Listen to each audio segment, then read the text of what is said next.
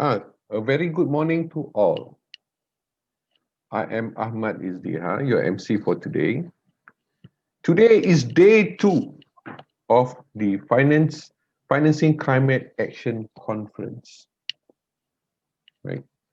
So we have 2 segments for you, one in the morning and one in the afternoon. All right. And this is part of IGEM 2020, this conference itself. Right.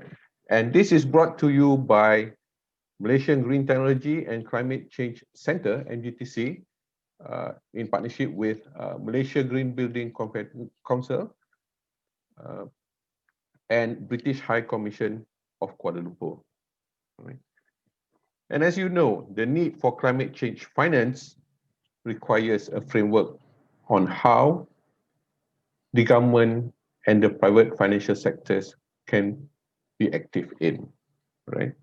So in this segment A this morning, we're going to have 3 speakers.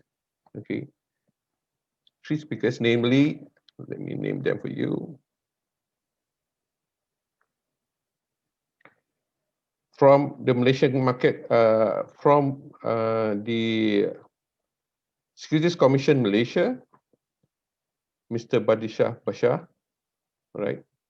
Which we will be talking on the Malaysian capital market towards sustainable investment. Okay, speaker 2 is Mr. Husam Sultan from CIMB Malaysia, speaking on the role of financial institutions from a barrier to a key driver climate resilient. Speaker 3 is Mr. Raja Amir Shah Raja Azwa. Okay, he is the head of Department Capital Market HSBC Malaysia, and he is going to speak on the role of green bonds in advancing sustainability.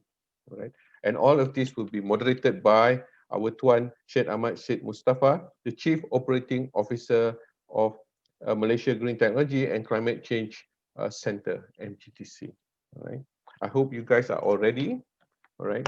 So, and now I hand it over to the moderator of this segment, Tuan Syed Ahmad.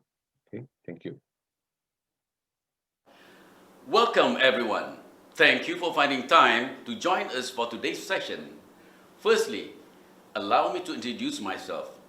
My name is Syed Ahmad Syed Mustafa. I'm the Chief Operating Officer at Malaysian Green Technology and Climate Change Center, or MGTC. MGTC serves as the key implementing agency under the purview of Ministry of Environment and Water Malaysia to spearhead the nation in 3 main areas: green growth, mitigation of climate change, and climate resilience and climate change adaptation. I'll be hosting this session, and we are now in segment A of the second day of the Financing Climate Action Conference 2020 in conjunction with IGEM 2020 with the theme of Mitigation and Adaptation Financing Mechanism. Globally, climate change and sustainability and its social, environmental and economic impact continue to be the mainstream of agenda for governments. Finance plays a critical role in addressing climate change issues and driving these nations towards the transition to a low carbon and climate resilient country. In view of the enormous funding requirements, public sector financing alone will not be able to cope given to the country's other priorities. So with this in mind, deployment of private sector investments through innovative financial instruments and policies are thus needed in scaling up investments for sustainable development.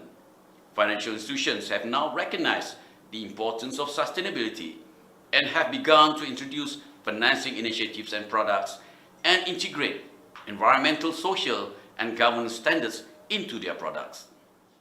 Today, we have 3 presentations from distinguished speakers, namely Mr. Badishah Bashar, the Assistant General Manager of Securities Commission of Malaysia, who will speak on Malaysian capital markets towards sustainable investment.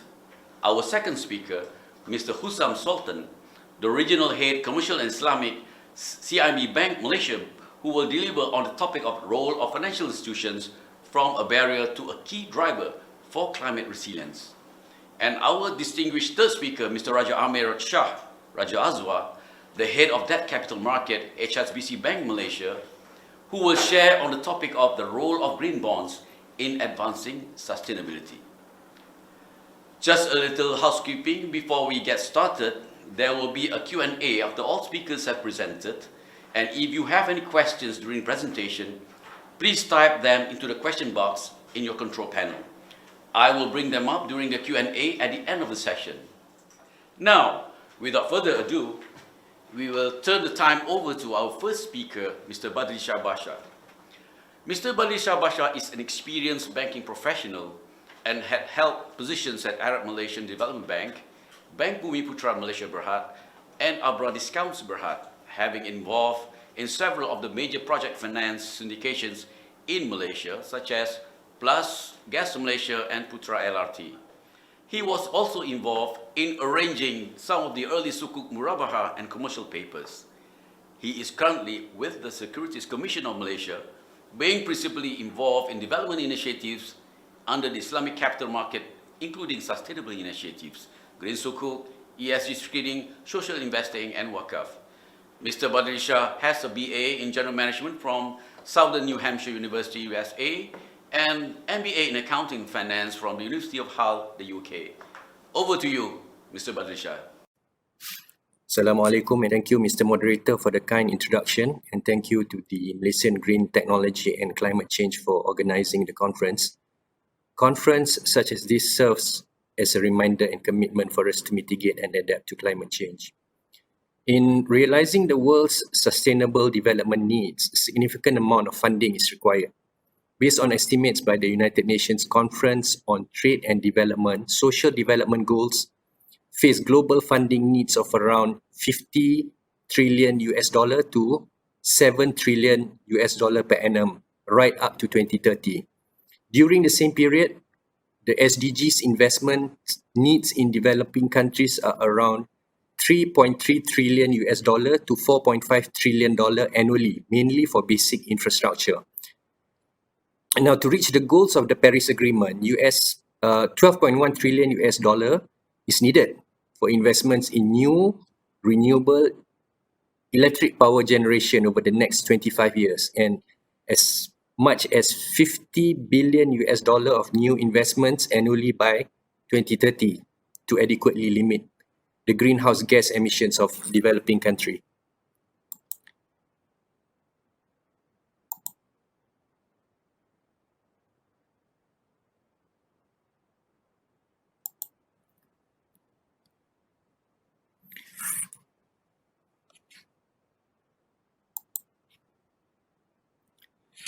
Now, the topic on Malaysian capital market towards sustainable investment is timely with the concerted initiatives in the Malaysian space.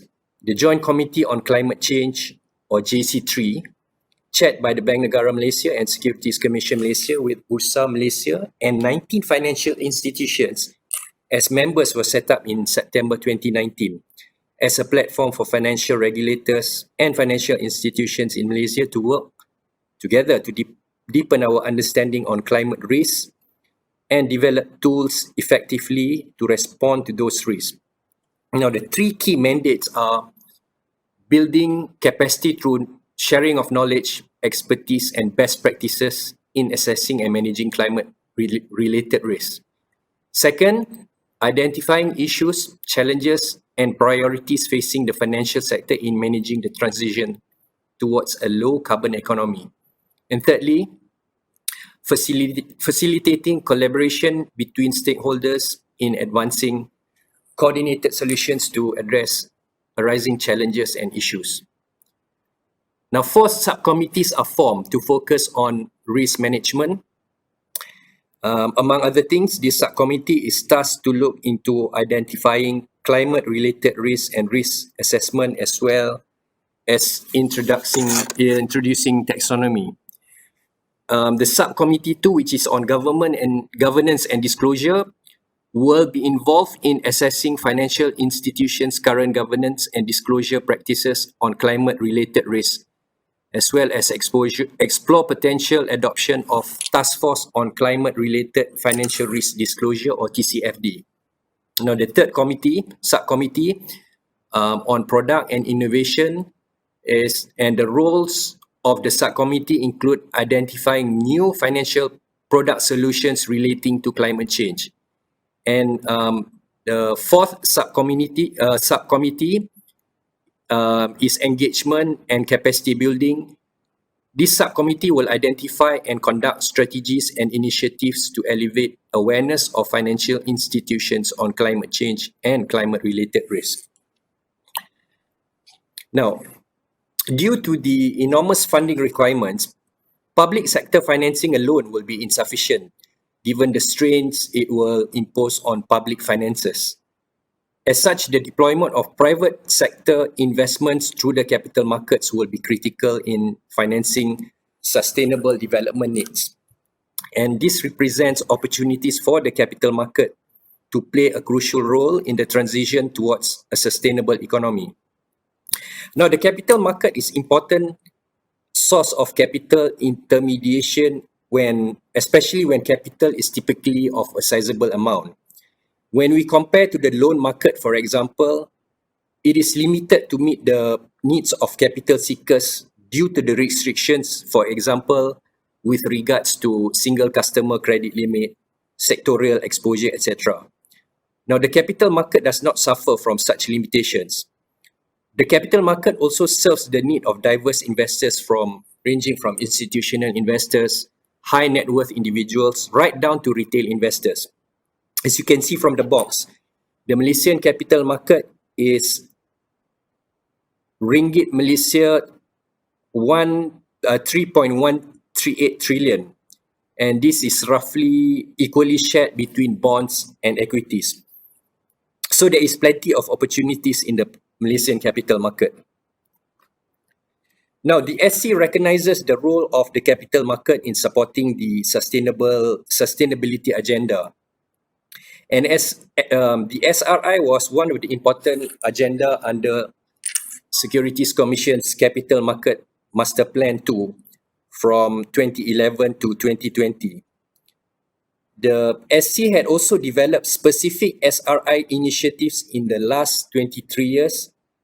And if you look from the graph above, you can see from 1997 with regards to Sharia compliant securities based on negative screening. As far as the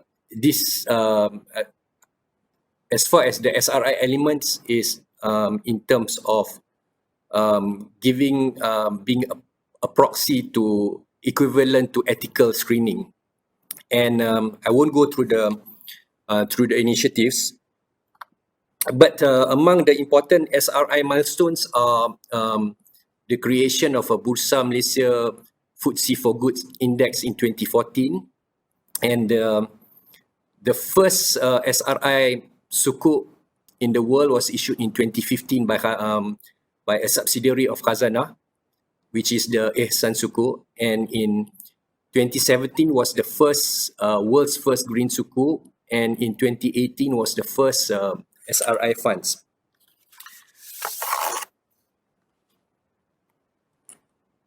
Now, in 2019, the SC came out with the SRI roadmap, and it contains the strategies and recommendations to develop Malaysia as a regional, sustainable and responsible investment center.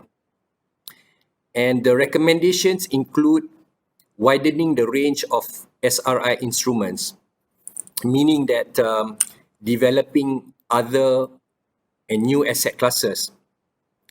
Secondly, increasing the SRI investor base. And this is hoped to be led by asset managers, fund managers, as well as signatories of the Principle and Responsible Investment. Third, building a strong SRI issuer base. And this is actually creating awareness to issuers on issuing green Sukuk, and as well as the principal advisors, because in our experience, there are certain issuers that are actually involved in green projects, but they choose the route of not labeling it as a green Sukuk or green bond. And To some extent, this is an opportunity loss because it doesn't give visibility of the bonds or sukuk being green. And fourthly, instilling strong internal governance culture. And a typical example is actually Bursa's sustainability reporting. And fifthly is designing information architecture. And a current example is the bonds and sukuk information exchange, where you can refer to the relevant green bonds. It will be under the information exchange. So what are the offerings in the capital market with regards to climate change financing? Now, there are several products and services in the capital market space, ranging from green bonds, green sukuk. As growth in climate change finance can be particularly observed in the green bond market, there is, as at 2018 figures, 168 billion US dollar issuance. And in the case of Malaysia, the majority of the green bonds and sukuk issued in Malaysia are under the public and private partnership. And as I stated earlier, it is imperative for the private sector to participate in green projects as well. Then we have the peer-to-peer financing and the equity crowdfunding, which I will touch later at the end. And other examples include green funds, green index, green exchange traded funds, and green REITs. But as far as these, maybe the last four that I mentioned, I think we've not seen any development yet in the Malaysian market, and simply because green finance and investment is still a nascent industry in Malaysia. They tend to take the general form of SRI instead of being focused on green. You see, lenders, for example, put premiums into the financing cost of green projects because they are not familiar with the risk. And for example, this has resulted in the Malaysian government, for example, having to come up with two green, the GTFS or Green Technology Financing Scheme, which actually subsidizes the financing cost. And in addition to that, even institutional investors are, to some extent, averse to invest into green projects. However, on the good side, I think the Malaysian capital market has seen an active take-up in green sukuk bonds since 2017, with over 4.8 billion of green sukuk issued to date. Now, I would just also like to take this opportunity to highlight the SC's SRI Sukuk framework, which actually provides clarity to the industry as to what projects constitute SRI, including green. And as you can see in the diagram, it actually lays down what are the typical projects that is entitled for SRI projects. And specifically for the green, it is the top pie shaded in green, and those are basically the eligible projects, green projects under the Sustainable and Responsible Investment Sukuk framework.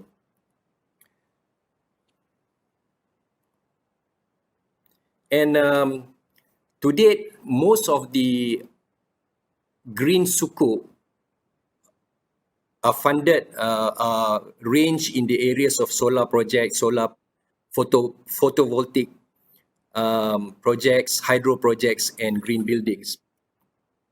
Now, I'll just go through the key components of the framework, and the framework actually details the utilization of proceeds. So in order to be eligible for this SRI Sukuk framework, basically the proceeds are only for funding activities relating to the eligible SI projects, which I've shown earlier. And then there has to be, there should be a process for project evaluation and selection, management of proceeds and reporting. And under the SRI Sukuk framework, an external review is encouraged. And I'll come to that because if you look at the next, at this particular slide, we have this green SRI Sukuk grant, whereby actually the issuers of a green Sukuk can actually appoint an external review, and to encourage them to do so, we have actually provided a grant whereby 90% of the cost of the review can be claimed back, and the issuer can apply and will give a reimbursement up to 90%. And this is actually to encourage issuers to do an external review. And on top of that, also there are tax deductions on SRI Sukuk issuance, whereby issuers can actually claim for the cost of issuance relating to the SRI Sukuk.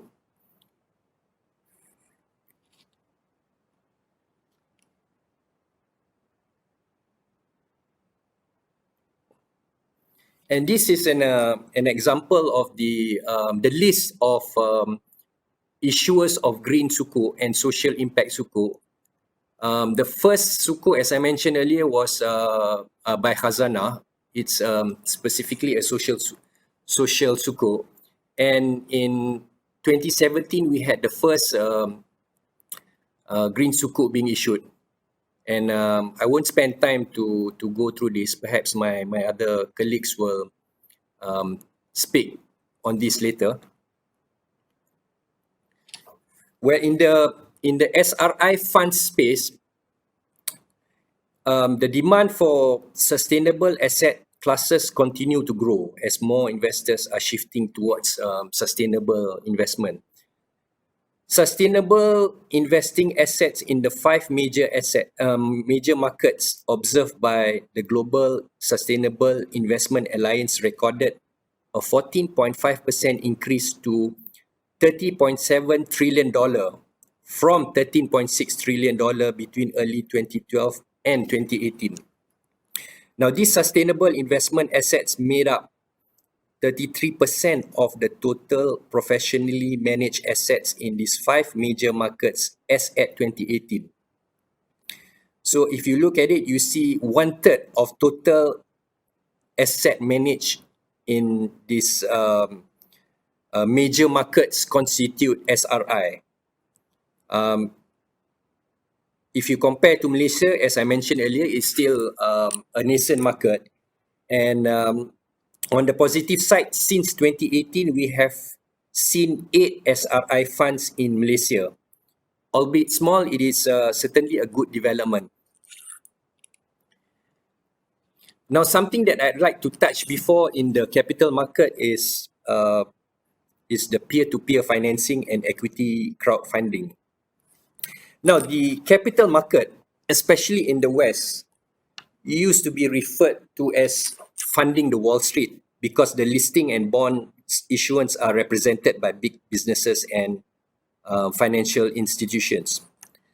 The capital market, for example, was not within the reach of smaller issuers. Nevertheless, the introduction of P2P and ECF has been able to serve smaller capital requirements of the unbankable. Now, this is an interesting segment as P2P and ECF can be accessed by the micro, small, medium enterprises, the moms and pops, whom are often rejected by banks due to a lack of track record. In terms of crowdfunding, as I mentioned, I think this green and sustainable is still a nascent stage, but the good thing is we've actually seen 2 equity crowdfunding which is involved in the green space. And we have this Green Lagoon technology, which specializes in the development of renewable generation facilities, and they raised 800,000, and the proceeds went towards the development of biogas power plant. And then we have Reach Gold Solar, which provides integrated solar services, and they managed to raise 1.4 million ringgit, and the utilization of proceeds went towards the development of solar photovoltaic systems. Now, this is the statistics of the equity crowdfunding. There were 106 successful campaigns. A total of 110 million was raised, with 102 successful issuers. Now, if you look at the graph, you'll notice that the bulk of the fundraising exercise constituted amounts of 500,000 and below. And interestingly, I think this is what I want to stress, is we've got investors, the majority of investors are below the age of 45. And also the majority of the investors are in the retail space. And peer-to-peer financing, the statistics is that it is a bigger in value. We have over 10,000 successful campaigns. An amount of almost 800 million was raised, and there were over 2,000 successful issuers.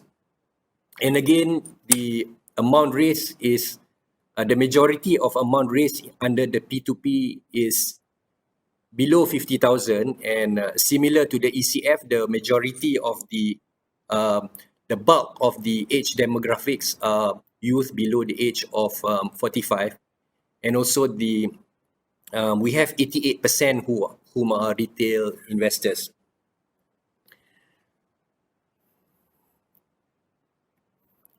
Now, these are the registered market operators in Malaysia, and you need to go through the issuers need to go through the registered market operators where they want to either pursue the equity crowdfunding or peer-to-peer financing.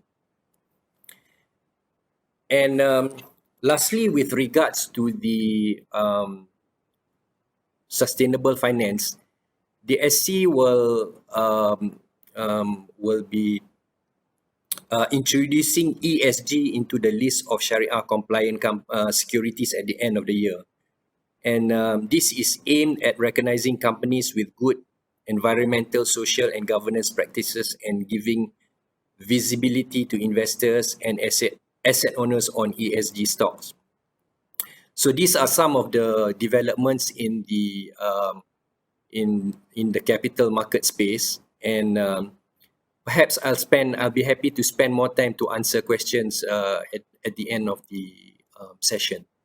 So thank you very much.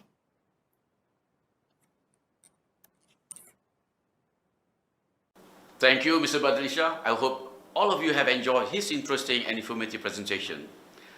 Our next speaker is Mr. Hussam Sultan. Mr. Hussam Sultan is an experienced international Islamic bank and finance professional, and had held positions at HSBC Amanah in the UK and Dubai offices, and also at Fajar Capital and Bank Islam Brunei Darussalam, or BIBD. He played a pivotal role in growing the HSBC Amanah business in the UK, and was involved in the launch of innovative Islamic retail and corporate banking products at BIBD. He is currently the regional head, commercial and Islamic at CIMB Malaysia Berhad.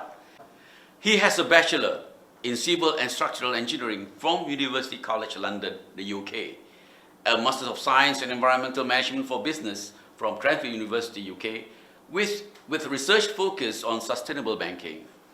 He also has certifications in Islamic banking and finance, marketing and project management. Mr. Hussam, the floor is yours. Good morning, everyone, and it gives me great pleasure to be here with you this morning to discuss a very important topic. Financing Climate Action Conference have highlighted a very important topic here, and that is the role of financial institutions It is often discussed that, what has banks got to do with climate change and the challenges of the environment? This is an area for scientists and regulators and politicians. But in fact, banks arguably play the second most important role in fighting the climate change global phenomenon that we see now. I would say perhaps second after governments. We will see now why in the next few slides as to why that is the case and what are the role of typical financial institution and what can be done by a bank and financial institution in terms of fighting climate change and making sure that we adhere to better agreed standards in order to provide a responsible version of banking. I will also then allude to what CIMB Group is doing in terms of contribution towards the fight towards for climate change, and also to make sure that we have a better, responsible and sustainable banking in place. If I may start, firstly, it's important to have an overview of the world around us, setting the scene and putting the context to the topic. I was in one presentation before, and actually I was hesitant whether to talk about climate change as a phenomenon. And after the talk, someone came to me and said, what, this is the first time I see a bank coming to talk about climate change in that way. And I thought that was the point here, is that we're trying to see, to tell our audiences that banks are actually understand, and we are in the beginning of a journey towards understanding what is going on around us, and then understanding, more importantly, our role in fighting this climate change as a global phenomenon. Now, these are some statistics. I'm not going to get into much details, but it's known now that the world population is estimated to be 9.6 billion, close to 10 billion by 2050. Now, if I say that the global population in 1950 was around 2.5 billion. So in 100 years, we have multiplied 4 times world population. With that comes a lot of impact, whether it's the demand for food, whether it's the demand for infrastructure, whether it's the transportation, the travel, and so on. All of that will result in some sort of an impact, whether it's greenhouse gases, whether it is the waste we produce, whether it's the land we cultivate, and that then necessitates what could be done to improve on that. What will be the shape of the world if we want to continue on this trajectory of growth, and what could be done by financial institutions to help that? What is the role of financial institutions to help in the fight against climate change, and also to make sure that our world is there for us and for our future generations. As I mentioned, these are just statistics here that shows how much of the global greenhouse emission is implicated in agriculture, and I'm not going to get into this in great details, but these are statistics published. You can Google them and you can find a lot more than that.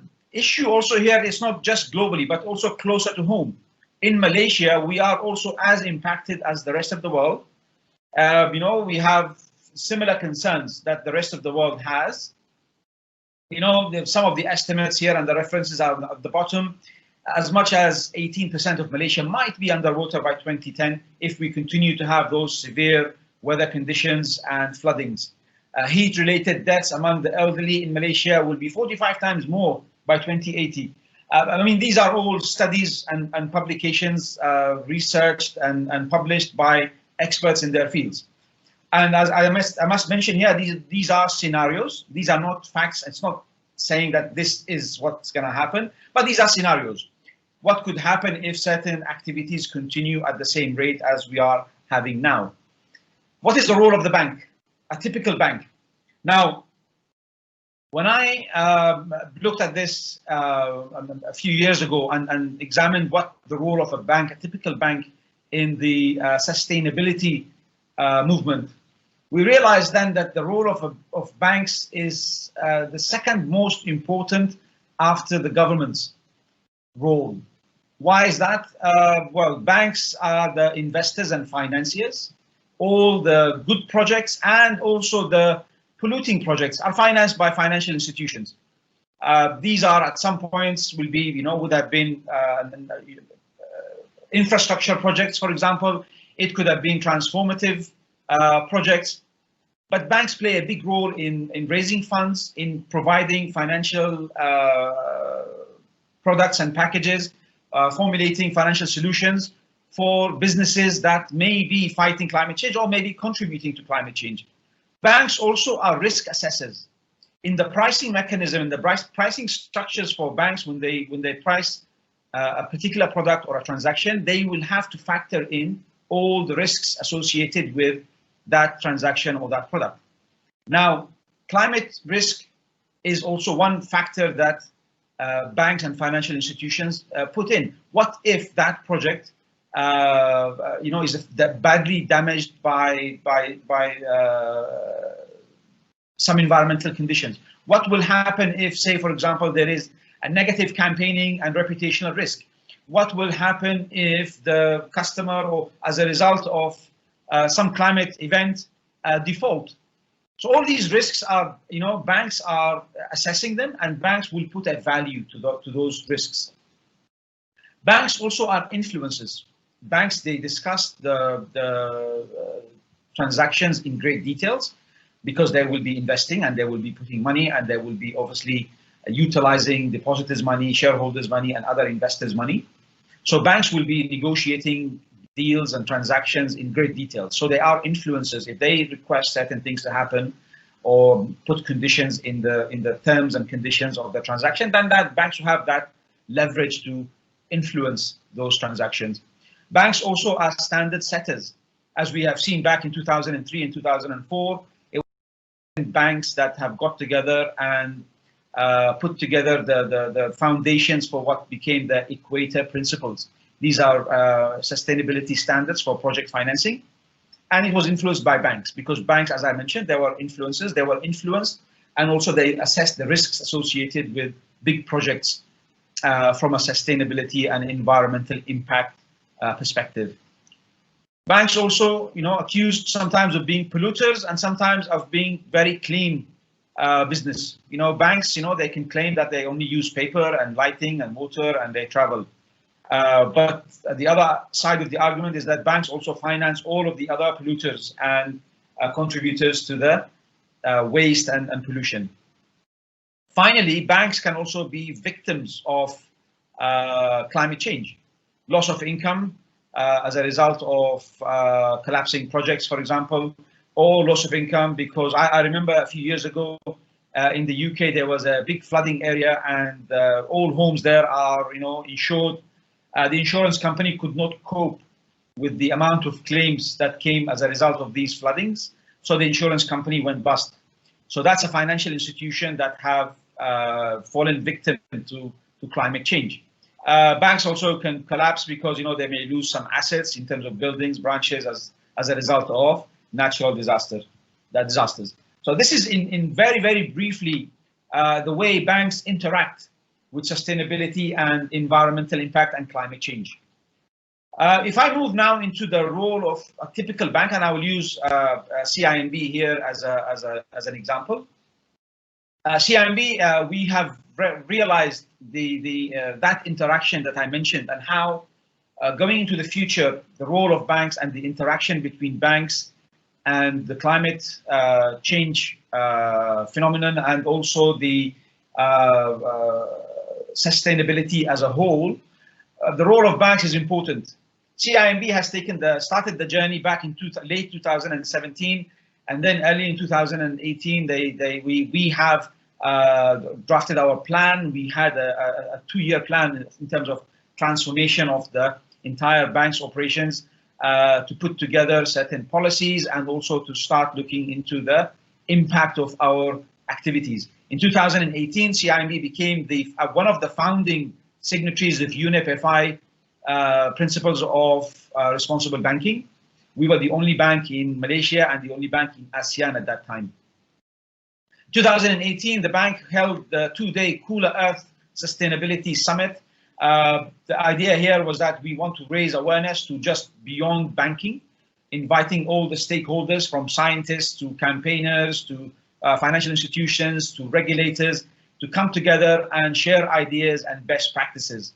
Now, this is in terms of the awareness raising and in terms of setting the foundations to go forward in terms of recognizing our role and also what are we going to do about it. We have embedded sustainability in our strategy going forward. We have launched late last year our Forward 23 strategy, and sustainability was one of the 5 pillars of that strategy. We recognize that as a group, sustainable action, how we embed sustainability principles in all our business operations and processes to reduce our negative impact, such as carbon footprint. Our clients, how we generate business profits in responsible manner. I will speak in a little bit details later about how we have engaged with our clients in that. Creating net positive impact through the products and services we provide and by assisting and encouraging our customers and clients on their own sustainability journeys. Society, we use a portion of our profits to enhance and contribute towards sustainable long-term positive impact in the communities around us. We also embarked on designing governance and risk policies. How do we react to some of our sectors that our customers are in? What are the standards that we are setting in terms of expectations from our customers? What are our ambitions in terms of moving forward with our businesses here in Malaysia and in ASEAN, and also in terms of the economy as a whole? We have initiated a number of stakeholder engagement sessions, and we have gathered feedback, and we have made plans according to our stakeholder engagement. I mean, this is very briefly here, the 6 principles of the UNEP FI principles for responsible banking.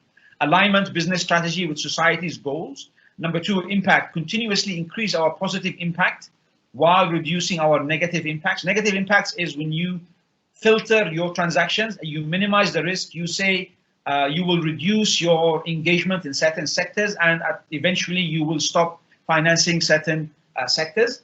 Positive impact is the other way, is when you actively go out and seek to finance companies and businesses in the sectors that will increase the positive impact from a climate change perspective and sustainability in general.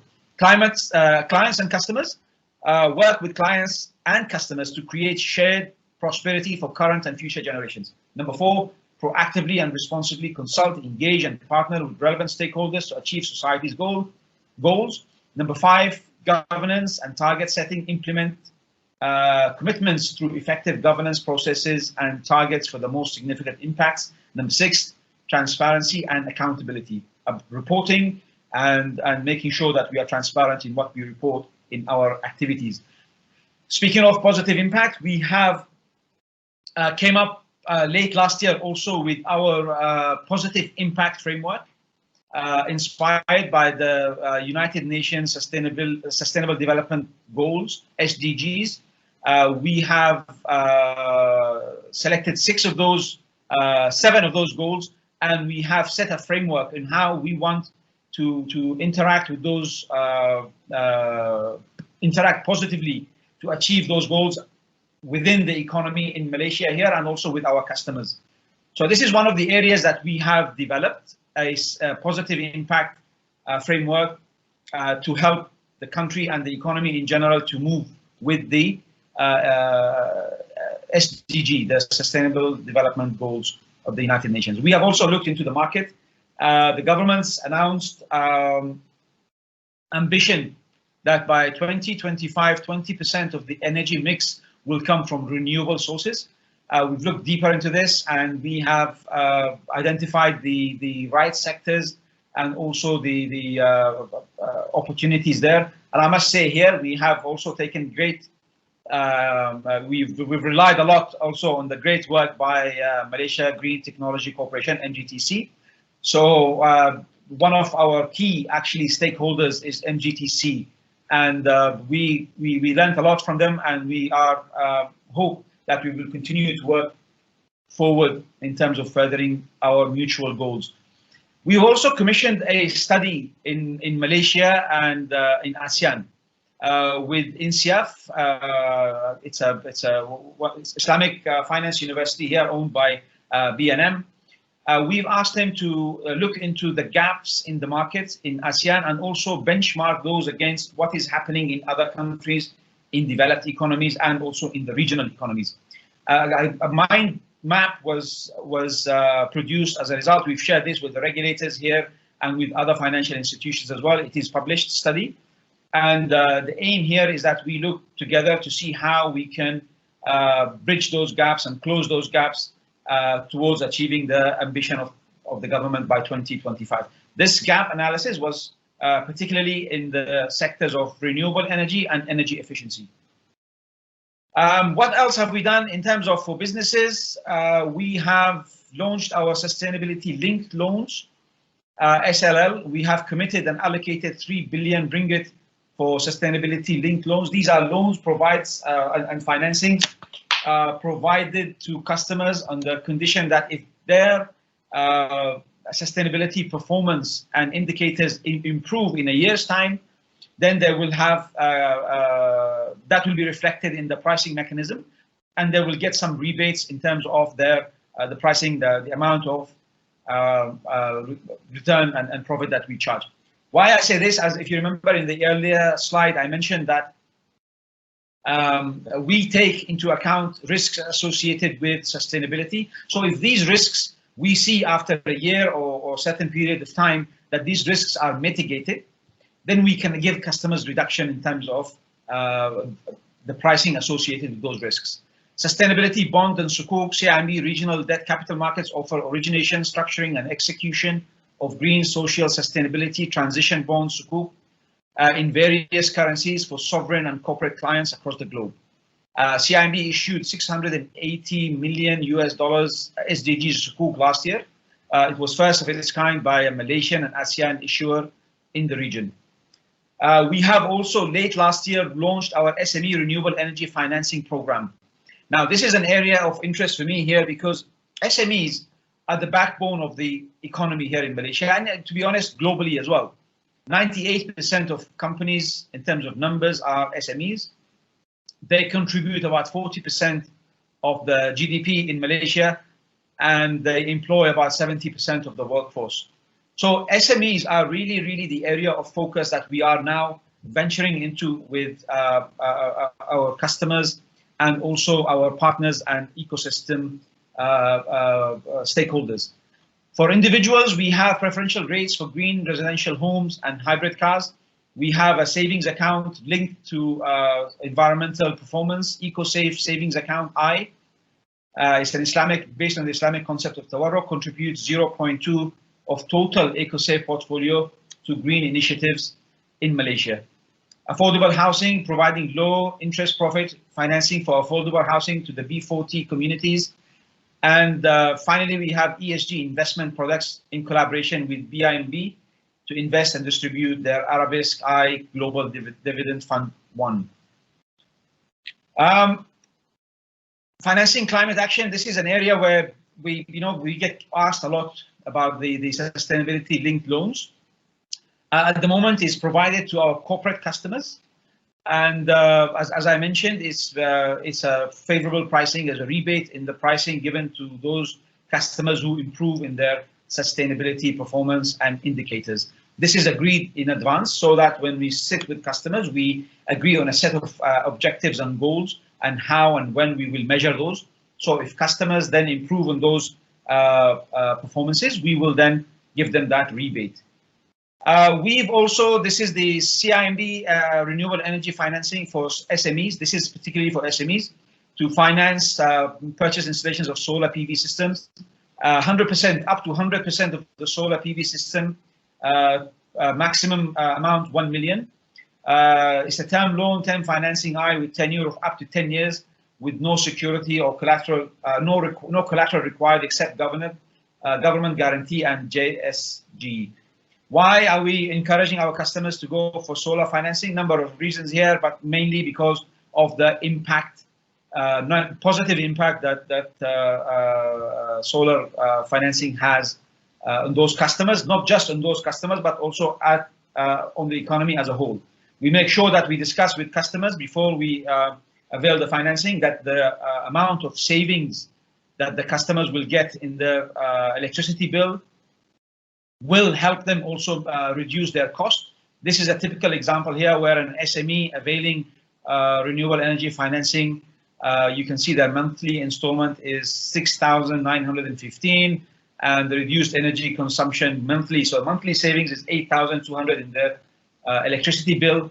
So this kind of analysis we do before we offer this to customers to ensure that those customers, the cost of financing will work for them and will still result in not just reduction on their carbon footprint, but also in their electricity bill and overall cost.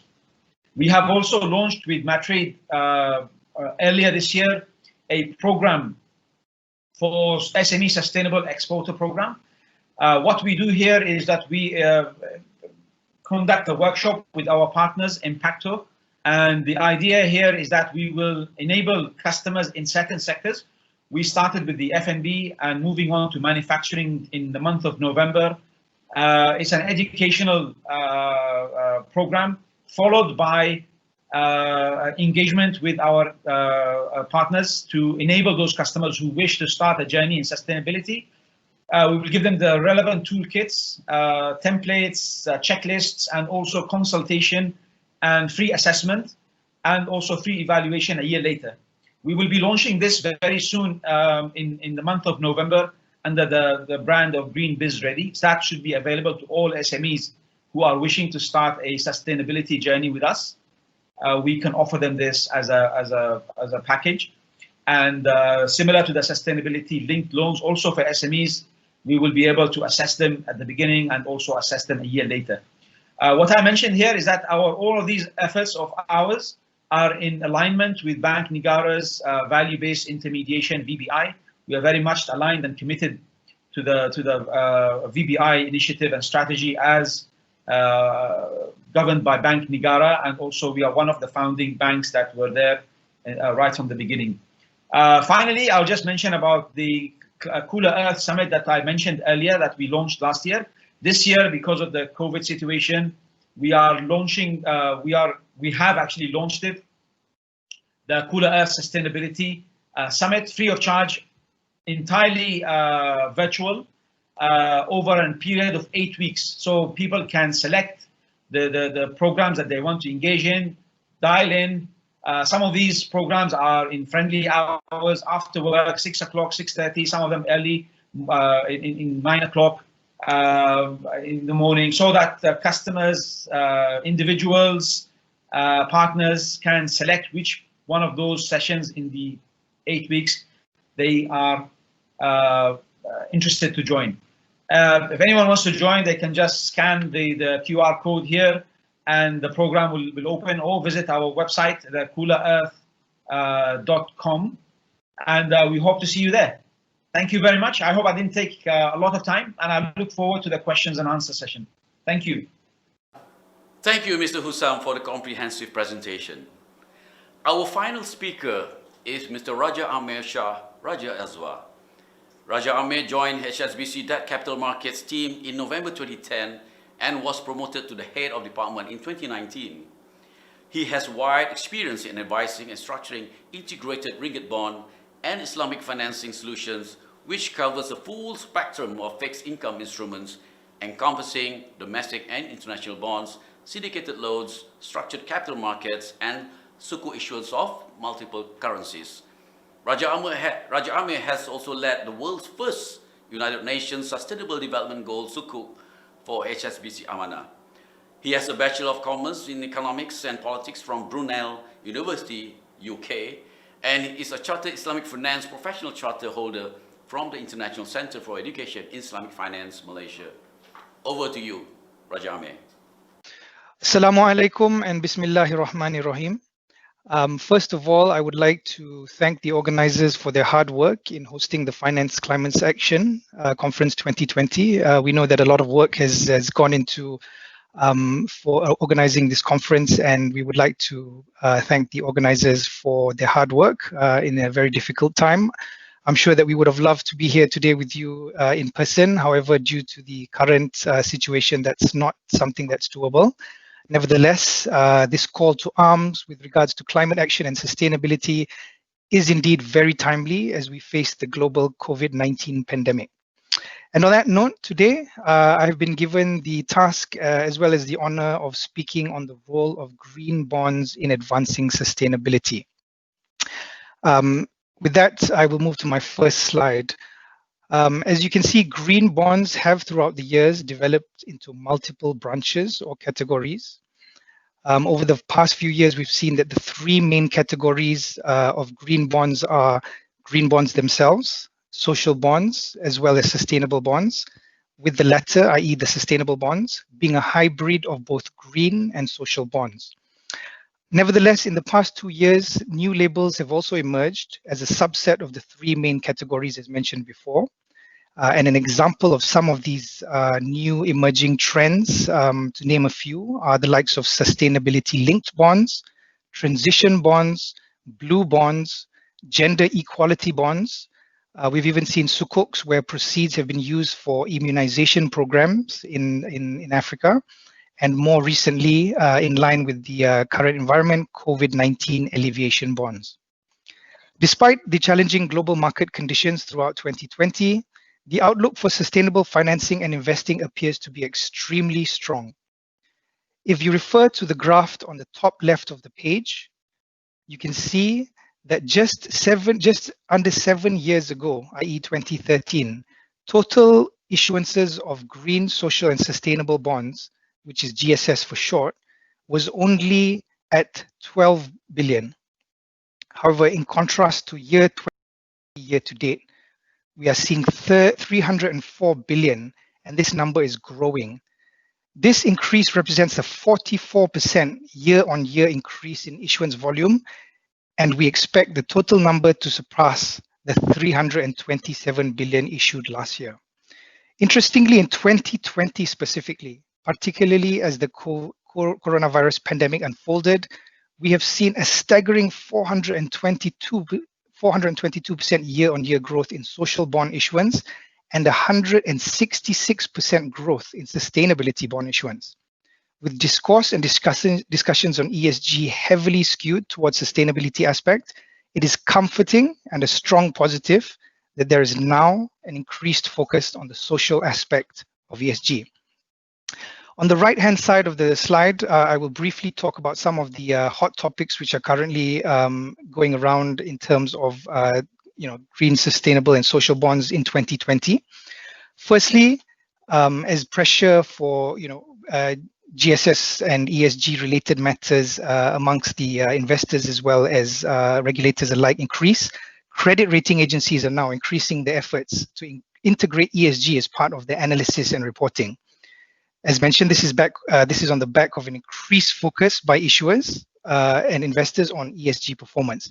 However, to note, there has yet to be a consistent ESG scoring system, but we expect ESG data and standards to develop far more consistently as compared to the development of global accounting standards. Secondly and thirdly, as mentioned, there was a growing subset of the GSS bond world. We are seeing the emergence of two types of bonds which are used to help decarbonize hard to abate sector or high greenhouse gas emitting sectors. These are in the form of transition bonds as well as sustainability linked bonds, also known as KPI linked bonds. What are these instruments? To give you a bit of a flavor, transition bonds are bonds where the use of proceeds are used to reduce greenhouse gas emissions without investing in fully green technology. In the subsequent slides, we will go into some of the case study of these energy transition bonds.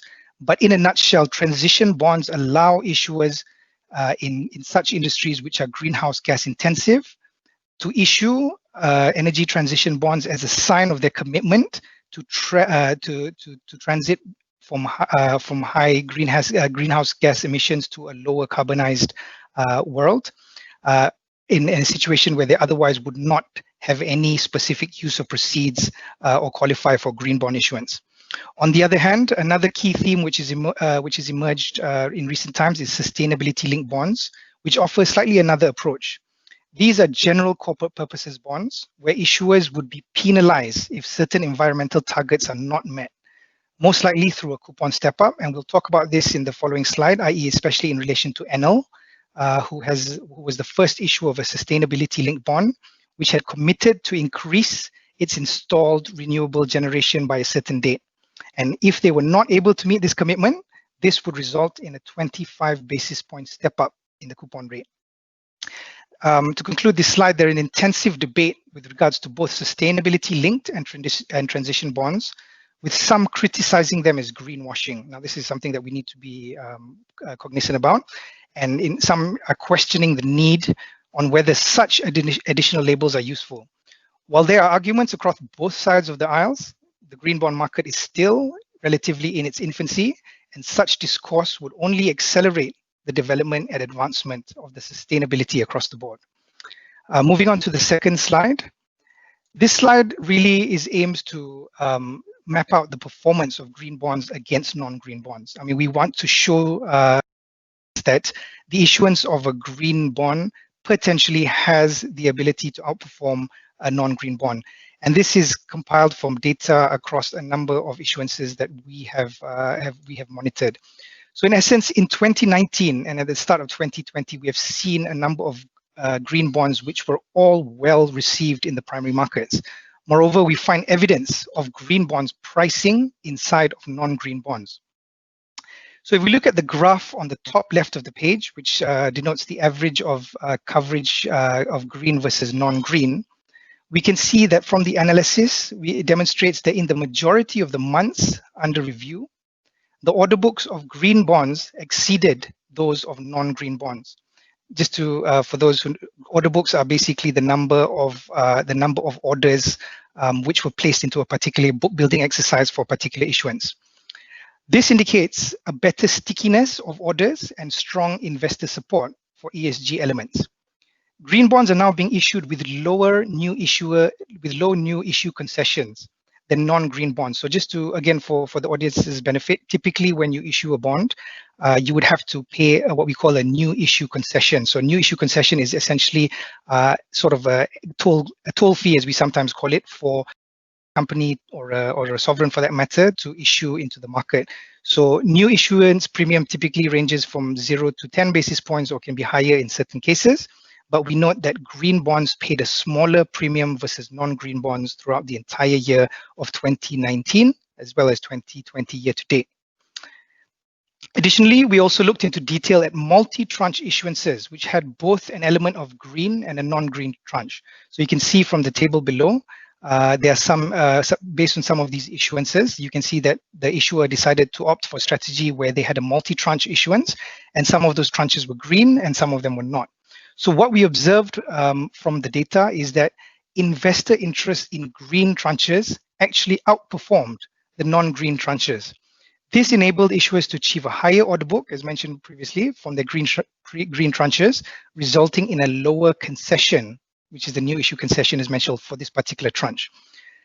If we were to look at a specific example, I mean, there's a lot of data on this table, but if we zoomed into the specific example, which is E.ON's issuance, which you can see at the bottom of the table, which was done in May 2020, despite the green tranche being of a longer tenor. So it's the green tranche they specifically chose for that particular issuance, a longer tenor to be the green tranche. The coverage of the book was better in the context of 2 times compared to the non-green and shorter tenor tranches. So typically you would expect investors to come into a shorter dated tranche because it's less risk, obviously. But in the case of E.ON, they specifically, the longer dated tranche was green, and investor coverage for that particular tranche was higher. Specifically to note, the new issue premium was also far less compared to its non-green tranche. This is a term that we call greenium. It's a very interesting term, but what it means is the word, it's an amalgamation between premium. However, it's joined with green. So to show that green and social bonds often than not will get better final pricing in the primary market compared to conventional bonds. So we call this the greenium effect. So we've seen this as well, not just in the case of E.ON as mentioned, but we can see this in Vodafone, VF, as well as BASF, where the green tranches specifically achieved zero, and in some cases negative new issue greeniums. To give you an example of a transaction which happened very recently in the Malaysian context. So Cagamas Berhad, just yesterday, they came up with a two tranche issuance, which was one tranche was a Islamic medium term note, and the second tranche was a sustainability sukuk. It was 450 million across both tranches. With the Islamic medium term note, which is a plain vanilla sukuk, the size was 350 million, and the sustainability sukuk was 100 million. What we saw from this transaction, both were 3-year tenors. What we saw from this transaction was that the sustainability sukuk was priced 2 basis points inside of the plain vanilla sukuk. So the final pricing for this book building, which happened just on the 14th of October, was 2.25% for the Islamic medium term note versus the sustainability tranche, which was priced at 2.23%. So you can see that there is empirical data to back up the suggestion that potentially a green tranche will enjoy a lower coupon rate. Okay, moving on to slide 3 on the deck that we have in front of us. This is a flavor of some of the use of proceeds. The topic that we're discussing today is green bonds in advancing sustainability. So what we wanted to do here is to lay out some of the use of proceeds for green, social, and sustainable bonds. As we mentioned, they're called GSS bonds, in accordance with the internationally accepted green bond principles and the social bond principles, which are both developed by the International Capital Markets Association, or ICMA for short, which clearly highlights the role of GSS bonds in advancing sustainability. So we can see that some of the considerations which you as an issuer or an advisor would need to take into consideration when structuring such an instrument is, the first thing, you would need to identify the use of proceeds. Secondly, you would need to evaluate and select the applicable projects. Thirdly, you would need to strategize management of the proceeds. And lastly, there would be the ongoing reporting strategies and commitments. Without going into much detail in terms of the 4 pillars, we will specifically focus on pillar 1, which is the use of proceeds. So as you can see from the drop-down list on the table in terms of eligible sectors as well as considerations, you can see that from the list, the principle covers a wide range of green and social sectors, ranging from energy, biodiversity, transportation, pollution, affordable housing, education, which are all key towards advancing sustainable development globally and in support of our transition towards a low carbon economy. These principles which we lay out on this page are very much aligned with the United Nations Sustainable Development Goals, the UN SDGs in short, in combating climate change as well as sustainable development, which is a key and international agenda. And we have seen, as you can see on the right-hand side of the page, sovereign issuers issuing GSS bonds and many others exploring a GSS bond. Okay, so if we move on to slide 4, we would, in this slide, we would like to highlight some of the case studies which HSBC has had the privilege of being involved in. So HSBC being the world's #1 underwriter of green and social bonds globally, we have had the privilege of, as mentioned, of advising a number of corporate sovereigns, in terms of issuing across various sectors. So you can see from the table, I won't go into every single deal, but I just wanted to highlight to the audience that as a bank, we have looked and we have advised on various categories across various issuers. So specifically, just to point out a few of the transactions to give the audience a bit of a flavor. So in the green and sustainable bond space specifically, we've seen issuers across the automotive, electrical, as well as sovereigns, property, luxury goods, and even the banking sector enter this market. So you can really see that this topic is heating up, and a lot of issuers are looking to the bond market in terms of advancing the sustainability agenda. So to zoom in, the German automotive giant has also issued their own green bond in the past. So they have issued a green bond where the proceeds was specifically used to fund electric vehicle development and meet their corporate target of CO2 neutrality by 2050. Interestingly as well, the Wuhan Metro Group, so this is obviously our version of Prasarana in Malaysia, they have also issued a green bond to fund low carbon transport within the city of Wuhan. We've seen other metro groups as well as Hong Kong as well. They've issued green bonds as well to fund low carbon transport. So we're taking vehicles off the road.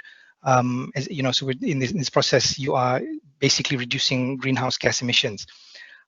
Specifically this year, interestingly enough, we've seen an increasing trend of COVID-19 response and poverty alleviation issuances. So this is a subset of social bonds, particularly from banks. So banks have raised the necessary capital to support their respective customers as they weather through the economic downturn. So this is a very important topic because banks have been supporting the economy in terms of moratorium, in terms of supporting SMEs. So they have issued such COVID alleviation bonds to investors to essentially fund these kind of activities in a much needed time for their particular lending base. So staying on the same subject of social bonds, we have even seen instruments such as gender equality bonds. So this is a very interesting one, gender equality bonds, specifically being issued by banks. So you can see on the table, CIBC as an example, raised such bonds to fund and invest in businesses which has at least 30% of women in senior management or board representation. This is also aligned with an issuance by Turkish Guarantee Bank, which raised its social bond to support women entrepreneurs. So you can see the topic of gender equality is increasingly becoming important, and issuers are raising the profile of their transactions by going to the bond market to also bring investors into the know, as well as profile their endeavors within this space.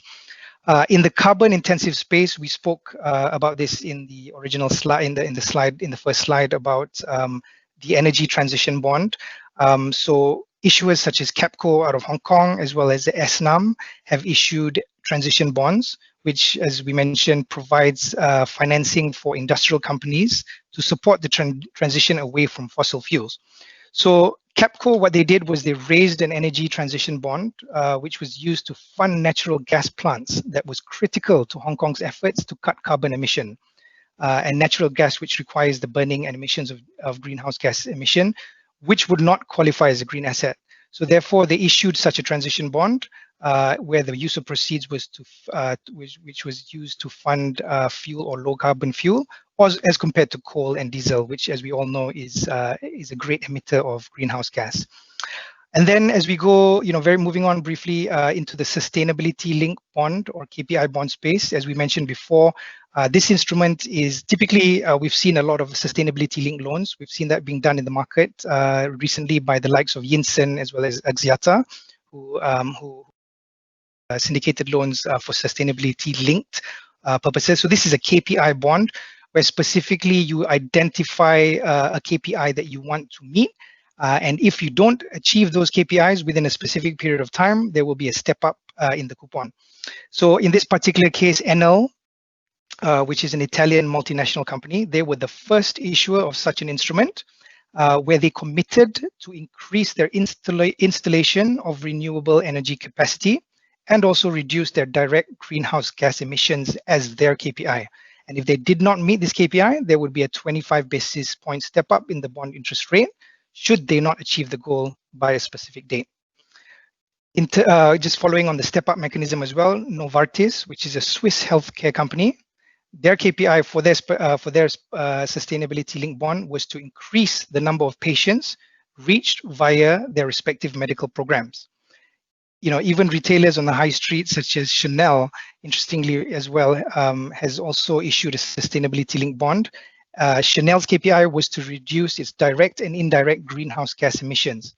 However, for Chanel's particular issuance, instead of using a step-up mechanism, should it not achieve its KPI, Chanel would pay a predetermined premium cash payment of 0.5% to 0.75 to investors should they not meet their KPI. So again, You can see, across the industries, from retailers to automotives to banks to energy companies, everybody's getting in the game because this is advancing sustainability, and it's really a topic that a lot of regulators, investors, supply chains, even employees, as we will get to in the following slide, are talking about. Not to leave out what's happening in the Malaysian market space as well. HSBC Amanah, we issued our own United Nations Sustainable Development Goal Sukuk in 2018. This particular issuance aligned with the United Nations UN SDGs, of which HSBC has a framework which adopts 7 out of the 17 SDGs.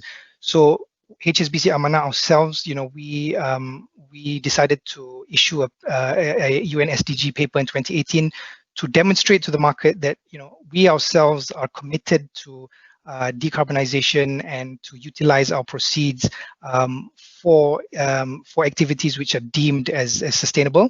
So what we issued the world's first UN SDG Sukuk in 2018, whereby we use the proceeds towards renewable energy, clean water, as well as green buildings. So that was our commitment, and we will continue to do so in the market. And then finally, within the ASEAN Green SRI space, this would have been talked a lot. The Securities Commission has been fantastic in providing a platform as well as green tech as well, in terms of encouraging issuers within the ringgit bond market space to issue ASEAN Green SRI Sukuks. However, this year there has been a lull in issuances in the ringgit Islamic capital market space. However, we did advise HNG, which is Leader Energy, for their issuance this year, which is the only issuance in the market as at 2020 year to date. The issuance was very successful, well received by the market, and the issuer managed to achieve a coupon which was tighter than all the other issuances within the similar ASEAN Green SRI space prior to this. So that obviously is a sign of investors' keenness to subscribe for such notes. So in short, to conclude this slide, green bonds play a huge role in advancing sustainability with the flexibility provided by numerous subcategories, as we've seen, to fit and meet a wide range of issuers' strategic sustainable goals.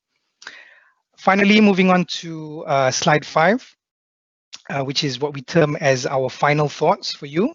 So in conclusion, we can say that we have seen an exponential growth of the GSS bond market, and we've seen that over the last 7 years. It's grown tremendously, and increasingly there's a focus on the social aspects of development. So we started with green, and then as we mature, it's focusing more on the social aspects of development.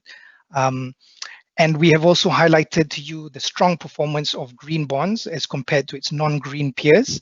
And also we have highlighted the various types of green, social, and sustainable categories that can be used in terms of the use of proceeds, in terms of supporting different types of issuers and projects, all working in tandem towards advancing sustainability, which is the topic of this discussion.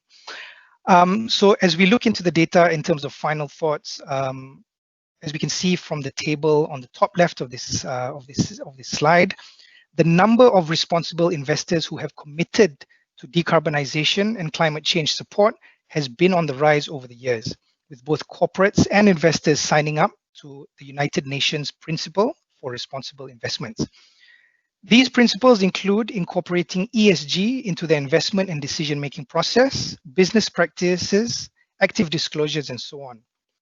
And as ESG data and standards develop and a widely acceptable, consistent approach towards assessing companies' ESG matrices are adopted, the growth of the green bond market and investors' participation will only increase. So in conclusion, I would like to leave the audience with a final thought. Just last week, HSBC has released its 2020 Sustainable Financing and Investing Survey, polling over 2,000 capital market participants on their attitudes towards ESG. This is a follow-up to the first survey done in 2019. So you can see on the bottom, the two graphs, the two bar charts at the bottom of the page are the results of this survey. And what does this survey tell us? So as you can see at the bottom left, we ask global issuers investors why they are focused on ESG issues.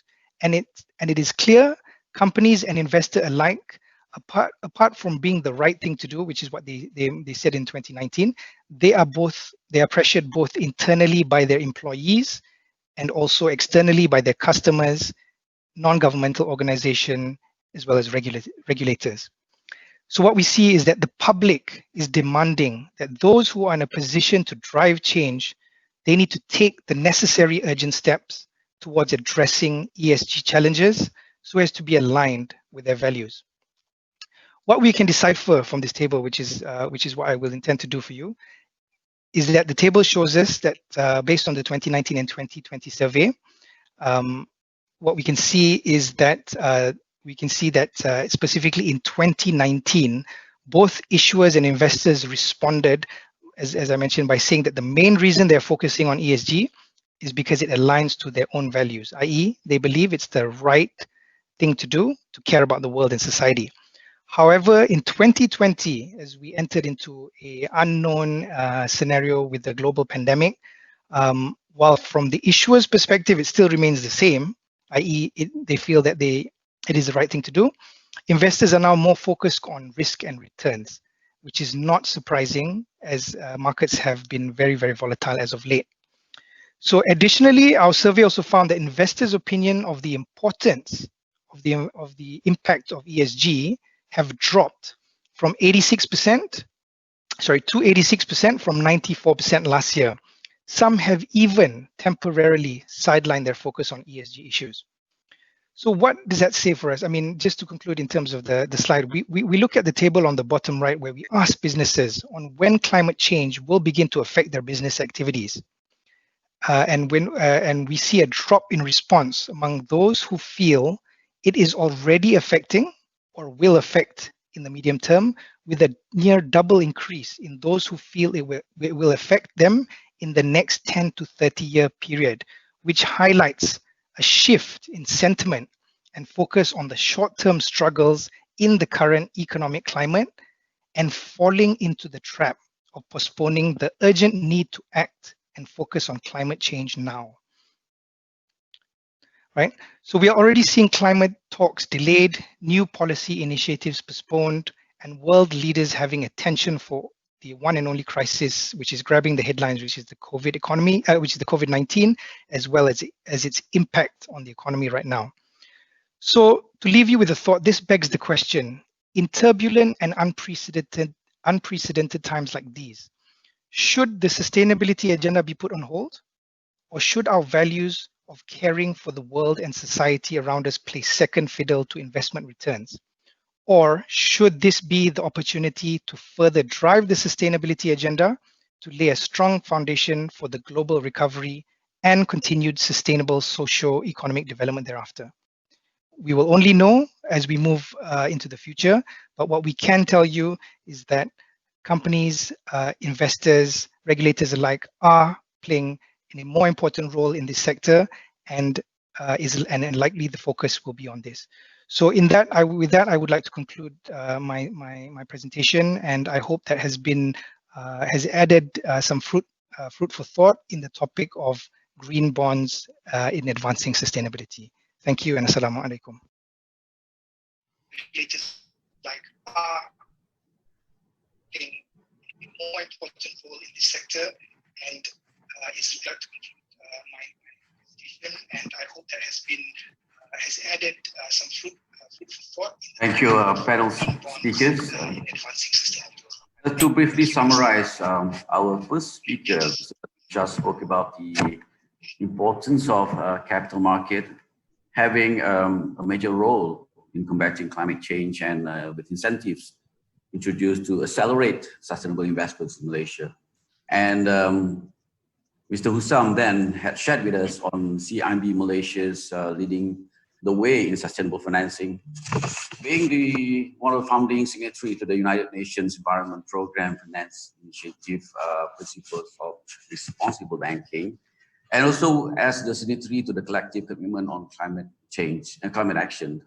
So in line with this, CIMB had introduced its very own group sustainable financing policy and positive impact products and services framework, which had set aside, I think you mentioned 3 billion ringgit for the sustainable linked loans initiative.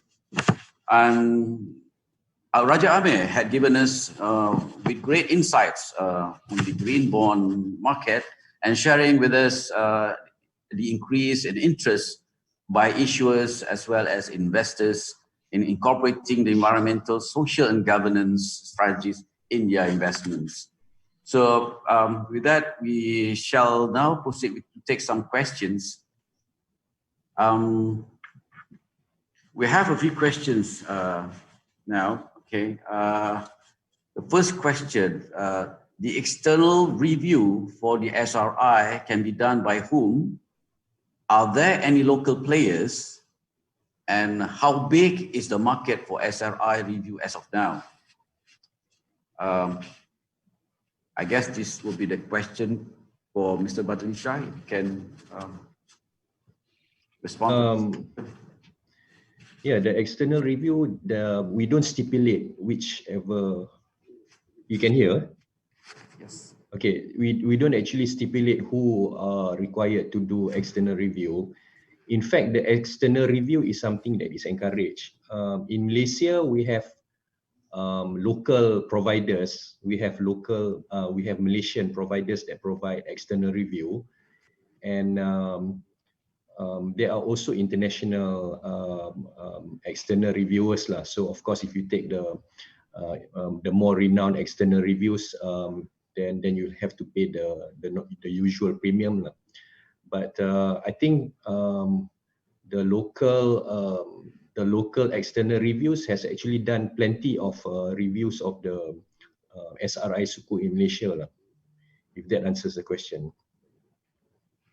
Okay, thank you, Mr. Badrinsha. We have another question here. In your expectation, will Malaysia be able to compete with other countries that have taken the lead in offering green financing or maybe providing climate change action financing programs? Any of the speakers would like to respond to this? I think, if I may, Sayed, Yes. Malaysia actually has done a lot if you compare to the regional players and others in Asia, for example, in terms of regulation, in terms of setting the standards, in terms of the support to businesses, and also having set targets for the alignment, whether it's with the Paris Agreement or with the SDG. Now, yesterday or the day before, there was an announcement also by the Prime Minister of Malaysia that the recovery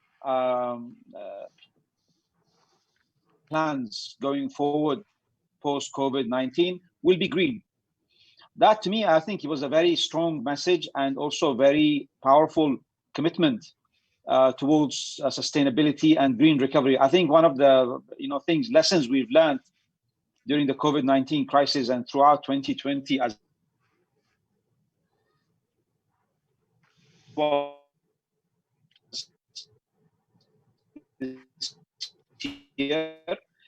business and to be treaded on very carefully. And I think Malaysia has done quite a lot in that regard. I mean, we have seen the regulators interacting with financial institutions. We have seen many government agencies committing to this cause.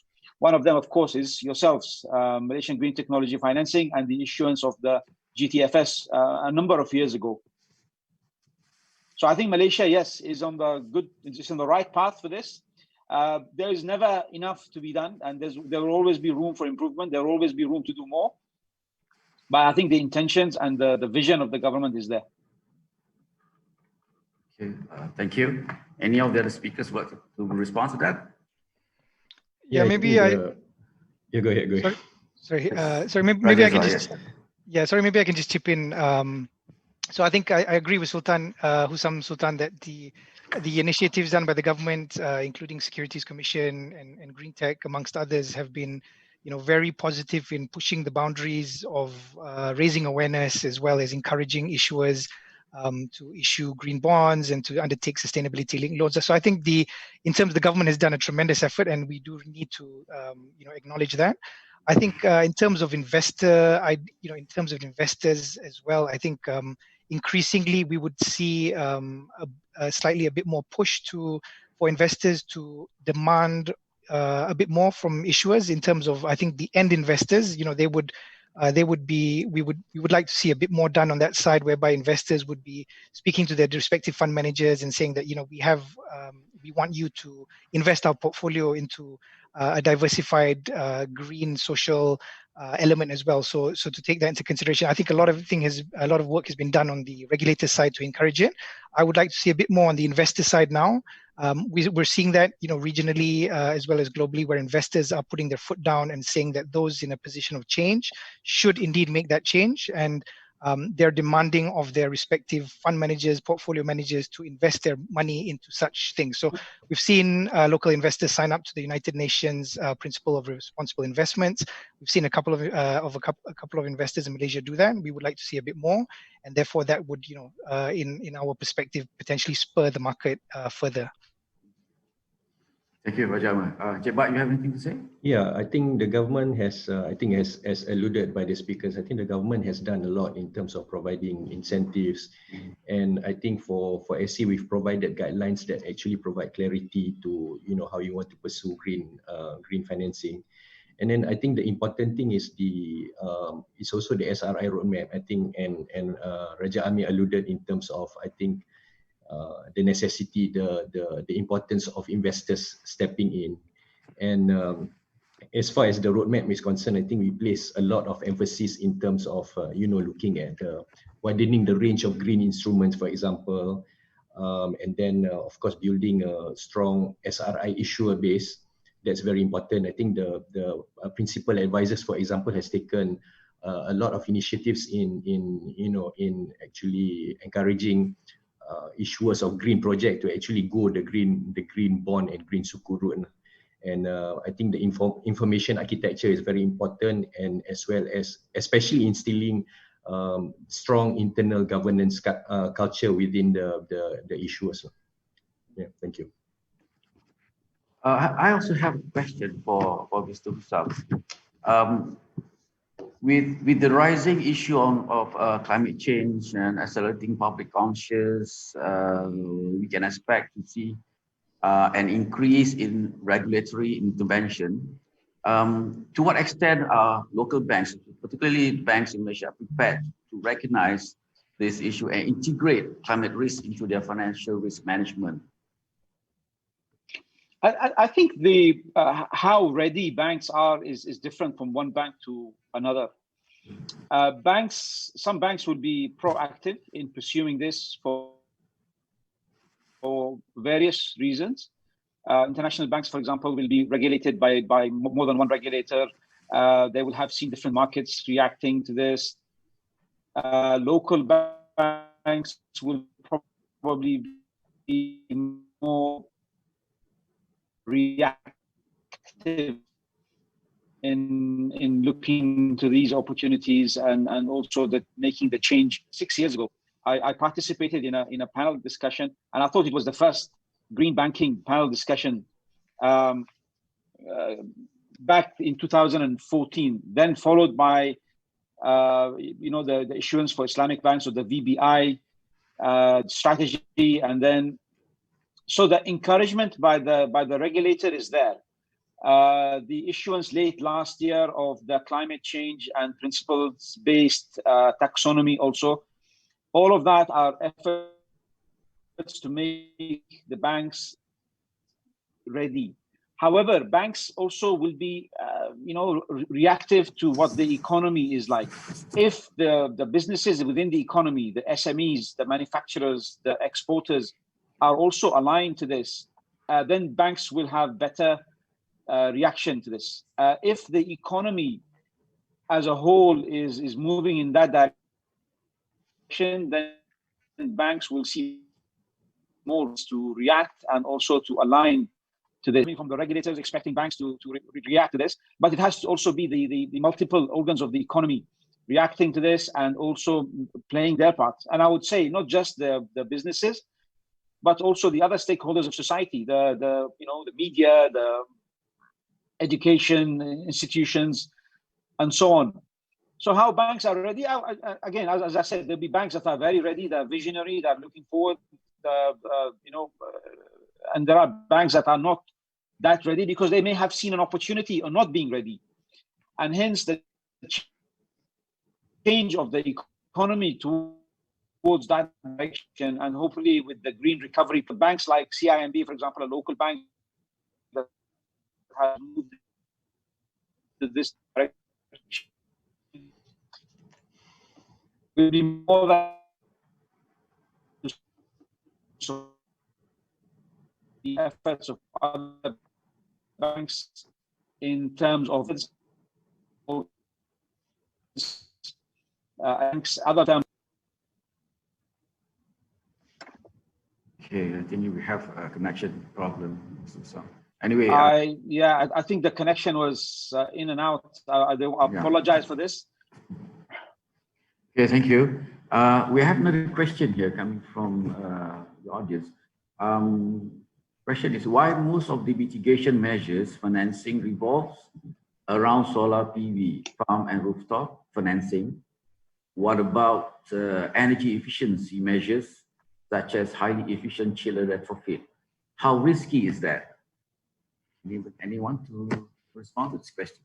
Yeah, probably I can just take that first because I think, so, I mean, that's a very good question. I think what we need to go back to, I mean, if I may, in terms of the capital markets, right? Because we've obviously talked about a lot of issuers going to the market, and just for avoidance of doubt, each of these issuances were underpinned by a credit issuance, a credit rated issuance by a credit related issuer. So there's obviously the credit aspect. We can't run away from that. Investors are still ultimately at the moment going to be placing the emphasis on the credit rating of the issuer and its ability to get its payments repaid.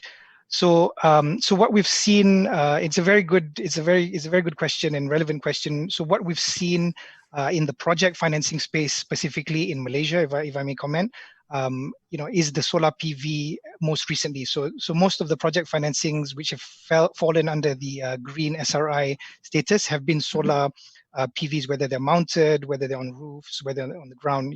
That has dominated the issuers year to date. I mean, also there's also been a number of hydro power plants as well. So with the likes of Telekosang and so on, who have come to the market and issued green SRI bonds, which are ultimately on the back of a power purchase agreement. So what we can say is that these particular financings have power purchase agreements with Tenaga Nasional, right? So that ultimately makes it bankable.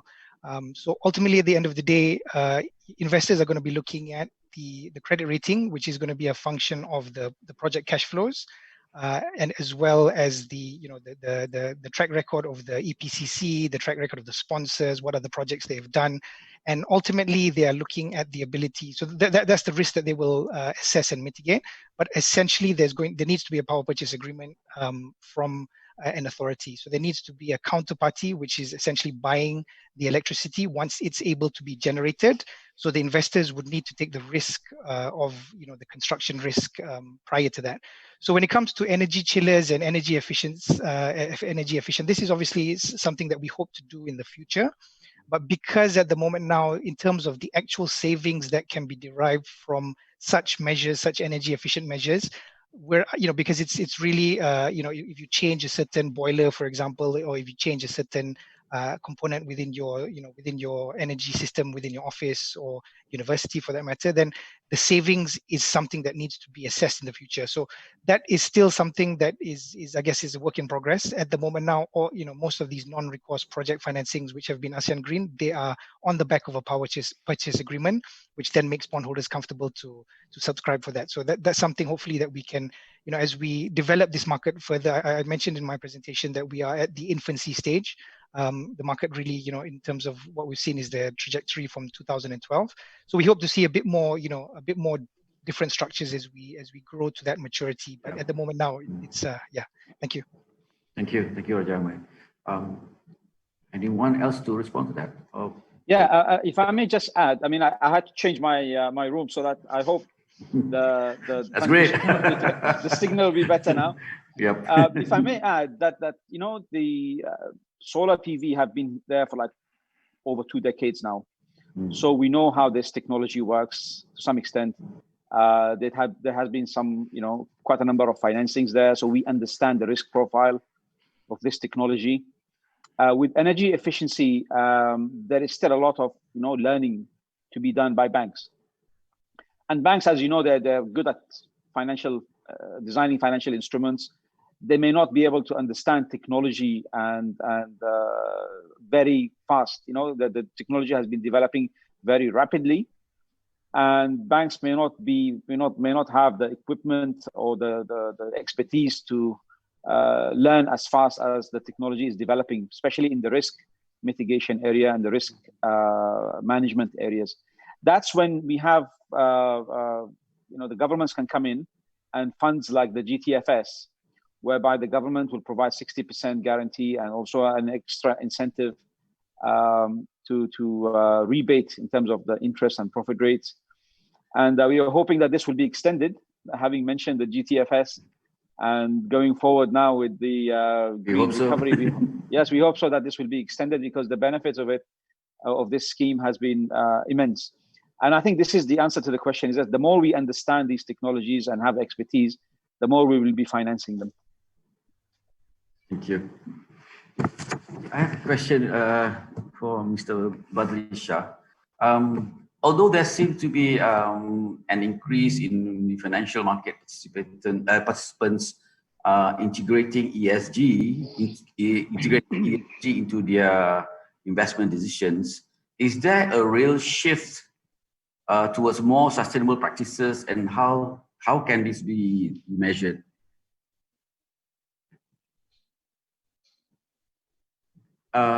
Before I answer that question, I think if we look at the sustainable finance industry globally, I think it is actually quite young, because it started, we can trace it back to year 2008, and where during that year the World Bank actually issued the first green bond of 450 million to finance climate protection projects.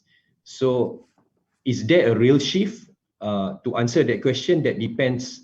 I guess what we want to see is the magnitude of shift, and that actually will differ from countries to countries. So for example, I can say that in most Asian countries, ASEAN countries, I think it's actually a top-down approach. Top-down approach meaning there's government intervention, incentives provided, and then basically it centers around public finances. Now, if you look at other countries like the Nordic countries, France, and certain Western countries, it's bottom-up, meaning that it's actually driven by the public, driven by investors, driven by issuers. So you tend to see that there is a greater increase in ESG awareness in where countries where it's a bottom-up approach. Now, in terms how can this be measured? If you look at the debt capital market, for example, globally, you see green bond issuance has accelerated during the third quarter this year, reaching an all-time record of 76.5 billion from about 170 issuers. And these are actually driven by increase in capital raising by sovereigns, multilaterals, and banks, especially for the COVID-19 relief and recovery efforts. And the sustainable and social bond categories even surpassed 30 billion for the second consecutive quarter. Now, in Malaysia, it is, I would say that it is steady growth, because we've seen the green SRI Sukuk in 2019 of about approximately 1 billion. And as I mentioned, that it's more visible in the green bond market. You see, it's a measure of activity of the green projects. And also there's also activities in the loan market. I think the loan market is less visible because it tends to be more private. But I think there is a lot of activities going on in the green loan market, judging from the you mentioned, Tuan said, the GTFS, the moment it was announced by the government, it actually the 2 billion actually was used up. So but I think an important initiative in terms of integrating ESG criteria into investment decisions locally. I think I mentioned that I think at the end of this year, the SC will be announcing the ESG list of Sharia compliant companies, and that is intended actually to give to provide greater awareness, recognition of companies who actually embrace good ESG practices and visibility to investors lah. So I think That's great news. Yeah. Thank you. Thank you. Okay, we have a question here for Raja Amir. Okay, says here, good day, Raja Amir. What do you think is the readiness of Malaysian companies to raise a transition bond in the near future? Well, I guess, I don't know about oil and gas companies and mining companies in Malaysia. Are they prepared to do this? Raja Amir, yes. Hi, good day to you as well. Thank you for the question. So I think what we would like to see, we would like to see, and as Tuan Syed mentioned, a company in oil and gas or in mining or in plantations for that matter, to look at an energy transition bond. So what an energy transition bond is, what we mentioned before, is that you won't be using the use of proceeds particularly to invest in a green project, but it's a sign of your commitment to transiting from a high carbon base, to something which is more energy efficient. So we've seen like the likes of Capco, as mentioned before, it was for their for their business. They are obviously a generator of electricity, previously using high carbon inputs for that. So I would like to see that in terms of I would like to to do that, but I would think also that if we just talk about green issuances in Malaysia, we haven't actually seen any issuer from Malaysia raise a US dollar green bond or sukuk at the moment now. So I think these are baby steps that we need to take. So first, we need to see somebody issue a green bond, for example. I think within the ASEAN region, we've seen Republic of Indonesia issue a sovereign bond. So we would like to see that trickle effect, as we have also heard on the call. In this part of the world, it's typically top down as opposed to bottom up. So I think some of the I would like to see some of the key companies set the trend for other companies to follow suit, for them to sort of build that rapport with investors, to sort of make it clear what are the guidelines, how do you measure these particular use of proceeds. But I would really like to see that in the future, and we would really be encouraged to facilitate such a transaction. Thank you. Right. Okay, we have lots of questions here. Try. Okay, there's one here for CIMB. Dear sir, may I know, will CIMB provide financial solutions for residential beside CIMB SME RE financing? I mean, again, as I mentioned, these financial solutions will be a function of demand. If there is demand and the market is moving in that direction, then CIMB will react to it, of course. However, we are actually looking into such solutions. I mean, if you remember, last year or late 2018, CIMB has given the financing of green building and also green vehicles. There was a campaign where there was a reduced rate for that.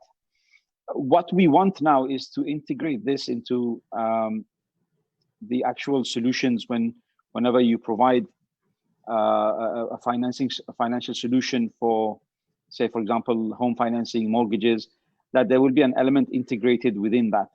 At the moment, this is not yet available within CIMB. As I mentioned, this will be a function of development of the market itself. And we hope that one day we will be the bank that will be able to provide that. Not just us, but the other players in the market as well. Thank you. Here we have, how to make financing programs of SDGs adapted to new vulnerabilities, that is pandemic COVID-19. Question is how to make financing programs of SDGs adapted to new vulnerabilities such as pandemic COVID-19. Any takers?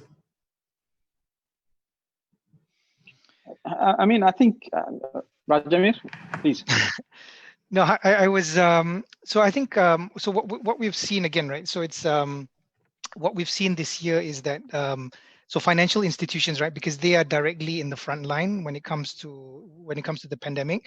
So most of these financial institutions, they already have their framework, which is what is something which is a document basically which sets out the use of proceeds that you have. It's a framework. It's a green bond framework. It can be a sustainable framework, which is something fluid, which can be updated as you go over time to incorporate new themes or new messages that the client wants to input into their framework. So I think what we've seen is basically so obviously financial institutions, they potentially would have issued a green bond before or United Nations, the SDG bond before. But what we've seen now is that they have now come up with new frameworks. So the social bond, it's either in the form of a memo or actually just updating their framework to include certain activities which is specifically for COVID-19. So we've seen the Korean banks do it. We've seen the Turkish banks do it, and quite a number of other, even the Bank of China Macau has done it, whereby they have updated their framework to incorporate use of proceeds for a COVID-19 alleviation bond, where they specifically set out what would these proceeds be used for. So typically the proceeds would be to support SME customers. But sometimes they even set out to support SMEs which are highly which are owned by women, for example. So they have built up their memorandum, and that's exactly what this memorandum does. This framework, it's something which is fluid, and over time you keep on incorporating into it. So that's what's been done by the banks. They've issued COVID-19 alleviation bonds to particularly address this COVID-19 pandemic. Now, how other industries, how other sectors, property, hospitality, aviation, how they build into their frameworks aspects about COVID-19 is something that is very interesting, and something that I hope to see also that they do build into their framework, so that in the future, it's not just financial institutions, it's also corporates as well who are raising these kind of instruments which have a certain element of giving back to society, specifically around the topic of COVID. Thank you. Question for Mr. Badrisha. How does one go about raising funds through crowdfunding and P2P? Question. Okay, yeah. It's actually, there are several platforms out there. You could go to the SC website. So depending on whether you want to raise through equity crowdfunding or through peer-to-peer, and then what you do is you actually contact them, and then this registered market operators will actually advise you on how to go about doing it. I think that's just, they would want to look at what is your how is your business proposal, and how viable it is. But the good part is that the way they look at the business model is very different from banks, because I think banks, they tend to look at a longer track record, and in some cases like the P2P or ECF, you may have your business just running for 1 year, and if you're actually able to exhibit viability, and then you could actually pitch your proposal under the platform. Yeah. Okay. Thank you. So just go to the platform and apply from there. It's best to get in touch with the I think I've shown my slides. I think there's several operators, and you could actually get in touch with any of them to pursue the matter further. Thank you, Chibat. We have another question here. What do you think emphasizing financing mechanism for alternative solution such as green hydrogen applications or electric vehicles, which has the potential to solve carbon footprints in transportation sector in Malaysia?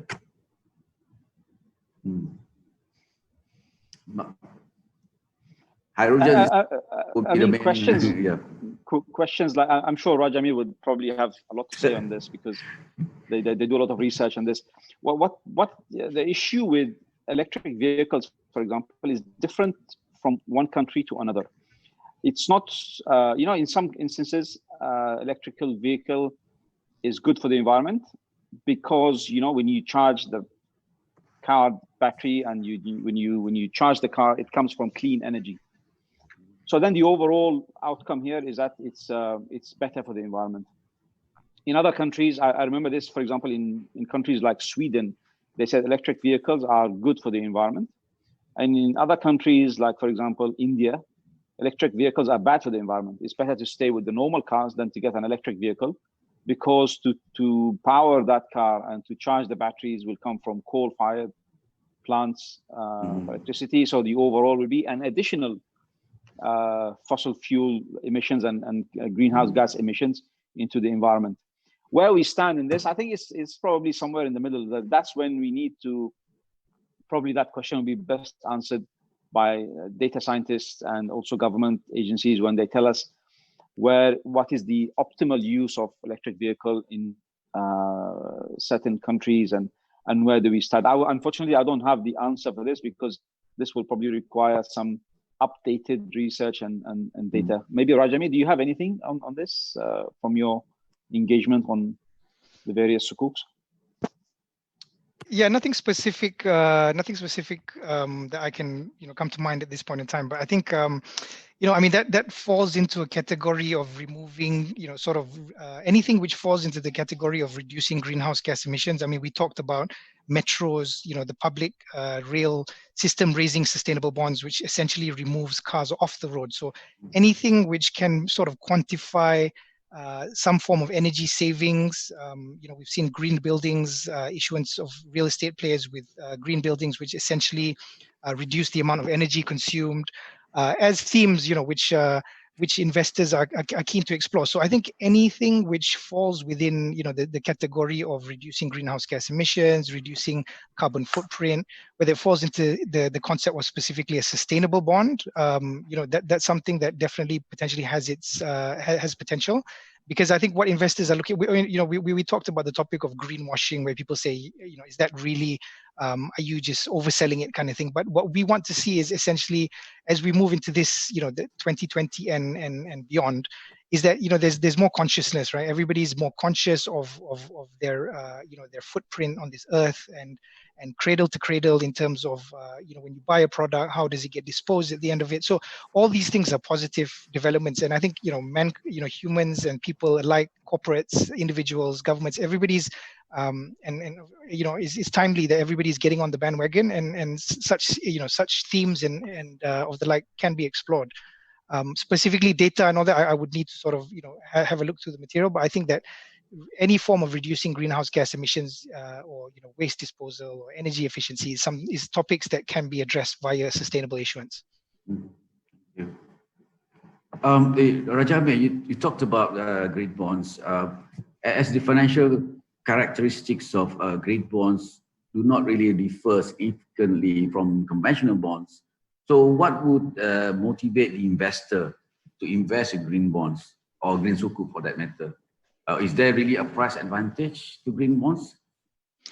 Yeah, so I think that's a very good question, and a question that often people ask. I mean, I've been on live transactions before where issuers says, have asked, how many basis points am I going to save from this transaction because it's green?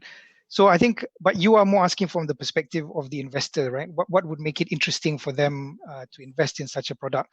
I think when we talk about, a lower pricing, that's more from the issuer's perspective, because they obviously want to enjoy any savings that they can. But from an investor's perspective, what we would say is that, number one, we are seeing that investors are now signing up to, their commitments. So an example is the United Nations Principles for Responsible Investment, where a lot, we've seen the trajectory in terms of investors signing up to it. So why are they doing this? I mean, the question is, why are they doing it? It's because they themselves are facing pressure from their own end investors.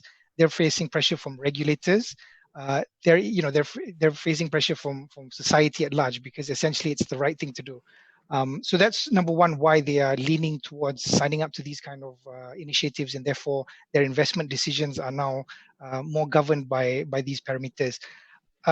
I mean, just on the last slide that I had presented previously, when HSBC has actually gone out and asked about 2,000 capital market participants, why ESG topics becoming more important to you? And one of the main answers, apart from what I mentioned, was the pressure, was that they have actually highlighted a large number, which 49% in 2019 and 54% in 2020 said, typically because it improves their investment returns as well as diversifies their portfolio. So we know essentially that at the end of the day, it's a credit consideration. Why investors choose to invest in a certain product. Obviously, it adds value to them because it's green, it fulfills a certain criteria. But as a whole, they also feel that the sectors so far which have been choosing to issue green, sustainable social bonds have also offered them diversification in risks. So, essentially at the end of the day, potentially the sectors which have been chosen, so number one, obviously, they have been pressured by society, and number two, it offers them better returns and risk profile. And thirdly, we have seen in the past, but specifically in 2020, that data has unfortunately changed. But in the past, we have seen secondary bond performance for green bonds have actually outperformed non-green bonds in the secondary market, which means that there's more changing of hands. People are more trading it.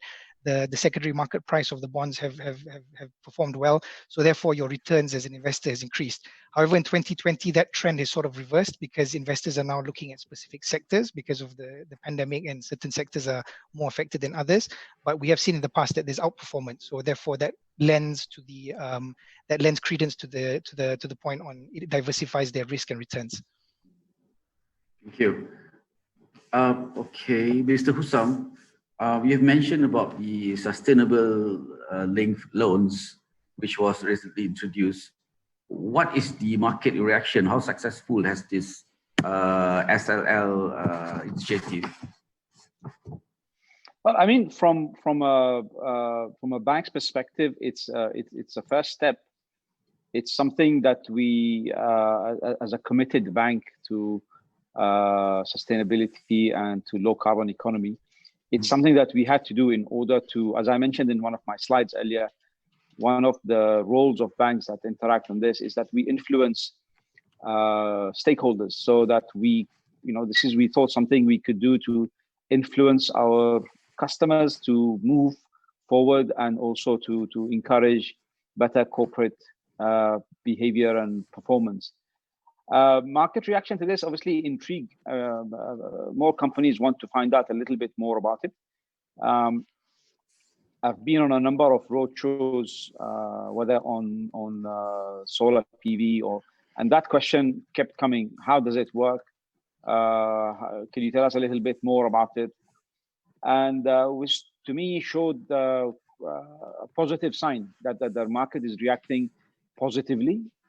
And the hope here is that, over the next few years, that we will be able to do more of these SLLs, so that we can encourage more customers and businesses to move forward and to find support in terms of starting the sustainability journey. The main objective here, to get as many companies as possible to start this journey, and that they feel supported by their bank.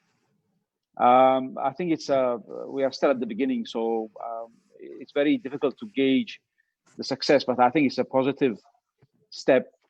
And given all the other circumstances, I think it will be a very successful one as well. Thank you. Here, we only have a few minutes, so I just want to make some concluding remarks. Well, we can see that climate change is certainly a burning issue, and it has been, because it has a detrimental impact on human health, quality of life, as well as biodiversity. So as I had mentioned in my introductory remarks, finance do play a critical role in addressing climate change. While we are looking at private finance as an option to meet with the enormous funding requirement, I'm sure that you all agree with me that money alone could not solve every problem. And awareness and the desire to protect the environment at all levels of society, including policymakers, is equally important. And in the context of capital market, substantial achievements in addressing climate change can only be accomplished by targeting investments that are involved in climate initiatives.